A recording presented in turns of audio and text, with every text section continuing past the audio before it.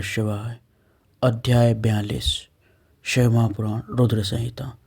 इससे पूर्व के अध्याय में हमने पढ़ा किस प्रकार भगवान विष्णु और ब्रह्मा जी के साथ समस्त देवी देवताओं ने मिलकर भगवान शिव से प्रार्थना की और क्षमा याचना की एवं भगवान शिव ने उन्हें क्षमा कर दिया। यह कथा बताते हुए ब्रह्मा जी नारद जी से बोले, हे नारद, वेद का अनुसरण करने वाले सुर सम्राट चराचरपति दयालु परमेश्वर महादेव जी सभी देवताओं को सुरक्षित होने का और यज्ञ को पुनः सही करने का आशीर्वाद देकर चुप हो गए। भगवान शंकर का वह भाषण सुनकर श्री विष्णु और ब्रह्मा सहित संपूर्ण देवता संतुष्ट हो उन्हें साधुवाद देने लगे। उसके बाद भगवान शंभु को आमंत्रित करके मुझ ब्रह्मा और देवर्षियों के साथ श्री विष्णु अत्यंत हर्षपूर्वक पुनः दक्ष की यज्ञशाला की ओर चले। इस प्रकार उनकी प्रार्थना से भगवान शिव जी विष्णु आदि देवताओं के साथ कनखल में स्थित प्रजापति दक्ष की यज्ञशाला में पधारे। उस समय रुद्रदेव ने वहाँ यज्ञ का और विशेष रूप से देवताओं तथा ऋषियों का जो वीरभद्र के द्वारा विध्वंस किया गया था उसे देखा। स्वाहा, स्वधा, पूषा, तुष्टि, धृति, सरस्वती, अन्य समस्त ऋषि, पितृ, अग्नि, अन्य बहुत से यक्ष, गंधर्व और राक्षस लोग वहाँ पड़े थे। उनमें से कुछ लोगों के अंग तोड़ डाले गए थे, कुछ लोगों के बाल नोच लिए गए थे और कितने ही उस समारांगण में अपने प्राणों से हाथ धो बैठे थे।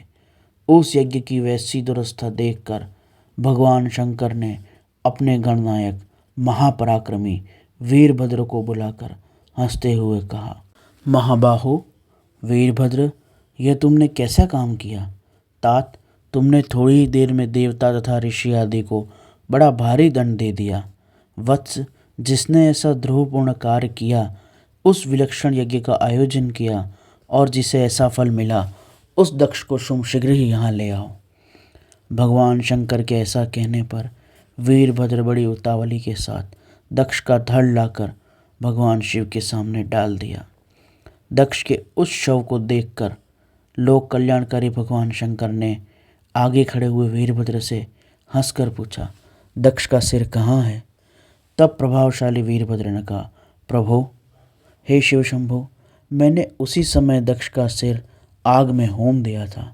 वीरभद्र की आवाज़ सुनकर भगवान शंकर ने देवताओं को प्रसन्नतापूर्वक वैसी ही आज्ञा दी जो पहले उन्होंने कहा था। भगवान शिव जी ने उस समय जो कुछ कहा उसी की मुझ ब्रह्मा द्वारा पूर्ति करवाकर श्री हरि आदि सब देवताओं ने भृगु आदि सभी को शीघ्र से ठीक कर दिया।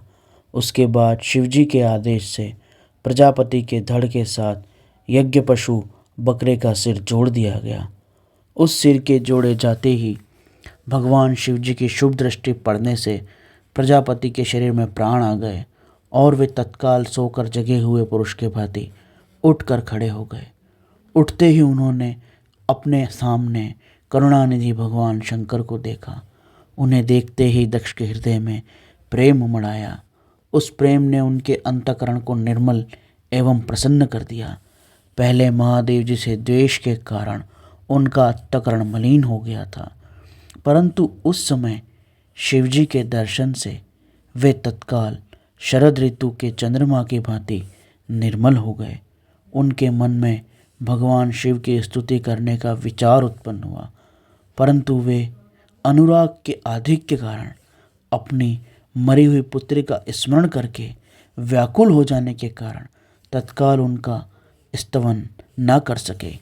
थोड़ी देर बाद मन स्थिर होने पर लज्जित हो लोक शंकर को प्रणाम करके उन्होंने स्तुति की।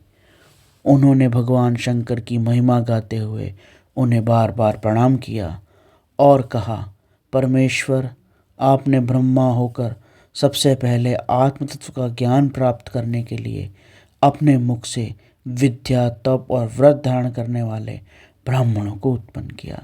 जैसे वे ग्वाला लाठी लेकर गौओं की रक्षा करता है, उसी प्रकार मर्यादा का पालन करने वाले आप परमेश्वर दंड धारण किए हुए हैं, उन साधु ब्राह्मणों की सभी विपत्तियों से रक्षा करते हैं। मैंने दुर्वचन रूपी बाणों से आप परमेश्वर को बीध डाला था, फिर भी आप मुझ पर अनुग्रह करने के लिए यहाँ आ गए। अब मेरी इस अत्यंत दैन्यपूर्ण आशा वाले इन देवताओं पर भी कृपा कीजिए। भक्तवत्सल, दीनबंधु, शंभु, मुझ में आपको प्रसन्न करने के लिए कोई गुण नहीं है। आप षड्विध ऐश्वर्य से संपन्न परात्पर परमात्मा हैं, अतः अपने बहुमूल्य उदारतापूर्ण बर्ताव से मुझ पर संतुष्ट हो जाइए। ब्रह्मा जी कहते हैं, नारद, इस प्रकार लोक कल्याणकारी महाप्रभु महेश्वर शंकर की स्तुति करके विनीत चित्त प्रजापति दक्ष चुप हो गए। उसके बाद श्री विष्णु ने हाथ जोड़कर भगवान शिव जी को प्रणाम करके प्रसन्न हृदय से गदगद वाणी से उनकी स्तुति की।